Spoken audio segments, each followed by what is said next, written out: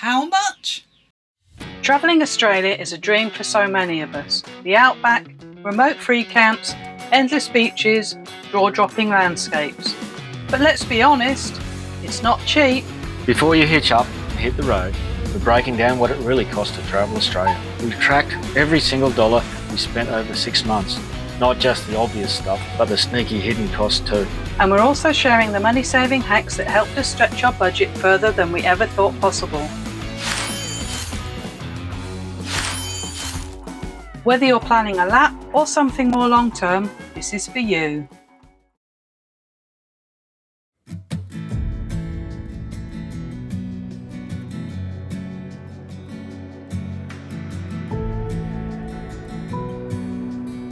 We've been travelling Australia for nearly 18 months, a year of which has been in our new to us titanium caravan.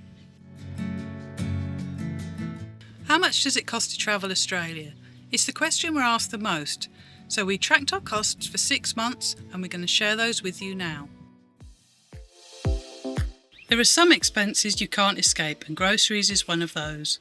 Overall, we spend around the same as we would if we still lived in Perth.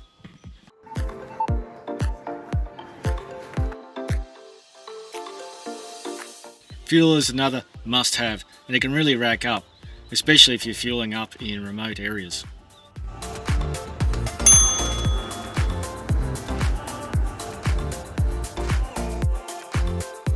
We do a mix of free camping, donation camps, farm stays, hip camps and caravan parks.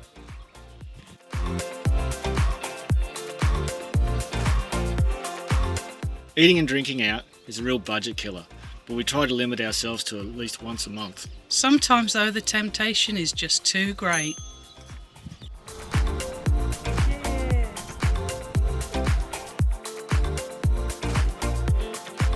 Repairs and maintenance are another expense you can't avoid. You're always going to have your hand in your pocket, whether it's servicing or breakdown.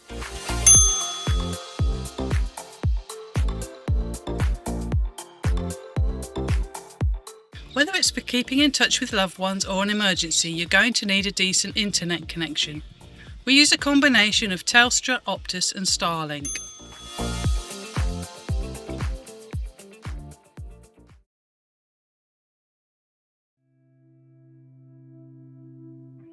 Free camping is the dream.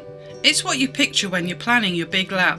Wide open spaces, peace and quiet, and not a soul in sight. But the reality is, not all free camps are created equal. Out in the outback, you'll often score huge open areas with nothing but birdsong and big skies.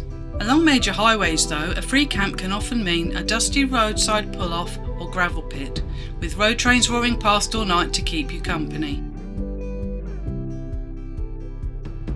Farm stays are a brilliant cost-effective option.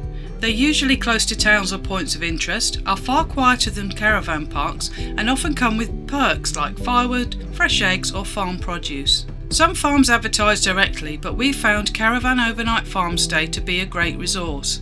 There is a small membership fee, but choose a farm stay over a caravan park for a couple of nights and you're already ahead. Hip Camp is another favourite of ours. We've discovered some incredible budget camps through it and, more often than not, have had the entire place to ourselves. Hip camps range from massive farms to a tiny corner of someone's backyard and everything in between. You do need to watch the booking fees though. They can add up fast and suddenly that cheap camp isn't so cheap anymore. And bear in mind that if you have to cancel, the fees won't be refunded, regardless of the host's policy. Of course, you can't avoid caravan parks altogether. Sometimes you just have to cop it, even if it means paying a small fortune to be packed up like a sardine. That said, not all caravan parks are bad. A little research goes a long way, and chatting to other travellers has led us to some real gems thanks to word of mouth recommendations. As caravanners, becoming an associate member of the Campervan and Motorhome Club of Australia has also been worth it. It gives access to CMCA sites around the country, all with water refill and dump points. We've only stayed at one so far and it costs just $7 a night. Showgrounds and golf clubs are another solid low-cost option. Some golf clubs even offer free camping as long as you head into the golf club for dinner or drinks. So just be aware that that free camp may end up costing you a lot more than a caravan park ever would. Overall, we mix it up. That hotel stay, that was when our van was being serviced in Brisbane and they needed to keep it overnight. We try to free or donation camp as much as possible, but if that's not an option, a farm stay or hip camp is our second best. Caravan parks are usually a last resort, although sometimes you simply can't avoid them, that's all that's available.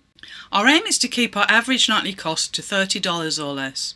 As you can see, caravan parks are easily the most expensive option, but we've managed to keep our costs down by balancing them with cheaper stays. Along with regular, everyday expenses, there are a stack of sneaky costs that don't always get mentioned until they drain your bank account. In our first year on the road, we spent over $300 feeding washing machines at the laundromats and caravan parks. If you can carry a washing machine, it's a massive saving. We've got one in our caravan now, but we've also seen travellers using portable machines tucked into a tunnel boot or ute canopies. Car washing is another hidden expense. I bought a pressure washer early on, which means we can keep our setup clean without handing over cash every time we hit the servo. One purchase, endless free washers. In our first 5 months, we somehow spent nearly $500 on pies. Lesson learned, getting organised with lunches will literally save you a small fortune. We rotate between sandwiches, wraps and hot lunches. A pie warmer is a solid investment if you're partial to pastries. And a decent electrical setup in your car seriously expands your options. Coffees, we never buy coffees. As a black coffee drinker, we refuse to pay $7 for something that often comes undrinkable. We keep a brew bag in the car with a jet ball, plunger and supplies, so a proper coffee is always within arm's reach. No queues, no disappointment. When it comes to groceries, we do one big shop a month, with fresh top-ups along the way. Buy meat in bulk and vacuum sealing it lets us fill the freezer with far cheaper options than you'll usually find in small towns. If you're staying in one area for a while, check out sports and social club memberships. For just $5, we scored membership for 3 venues around Caboolture. Fuel is an unavoidable expense, but there's always ways to save. Keep an eye out for fuel offers through memberships, apps, and good old flybys or everyday awards. And while it sounds obvious, don't travel too far, too fast. Our first year was locked into schedules. This year we rarely drive more than 150 k's a day, and the difference in our fuel bill has been huge. And finally, despite what Instagram tells you, you don't need fancy gear. Our washing line is just one rope and a couple of straps that cost less than $20. It gives us the ability to hang washing under the awning or between trees. A cheap fire pit works just as well as one 3 times the price. A cheap-ass camping store chair can be every bit as comfortable as a premium version. Plus, if you need something on the road, remember most towns have an op shop. I'm just going to jump in here and give you a hot Starlink tip. To pay less, select the 50GB roam plan that's $80 a month. Then when you've used up all that data, slide across and select the unlimited. You'll find pro rata you'll pay a lot less. And if you'd like a free month of Starlink, scan the QR code above. Gives me a free month and you a free month, so it's win-win for everyone. Alright, here it is, the number everyone wants to know.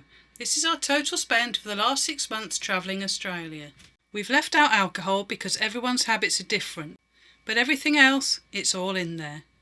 And the biggest budget hits won't surprise you. Groceries, maintenance and repairs, fuel and accommodation. All up, we spent $25,899. That's just over $1,100 a week to live, travel, explore and move our home around Australia. For full-time caravanning, we'll say it, that's a win. So can you travel Australia on a budget? Absolutely, and you can have a great time doing it. But plan your fuel stops, mix free and paid camps, travel slow, cook more and make your budget stretch further. And give yourself a little wiggle room for when things go wrong, because they will.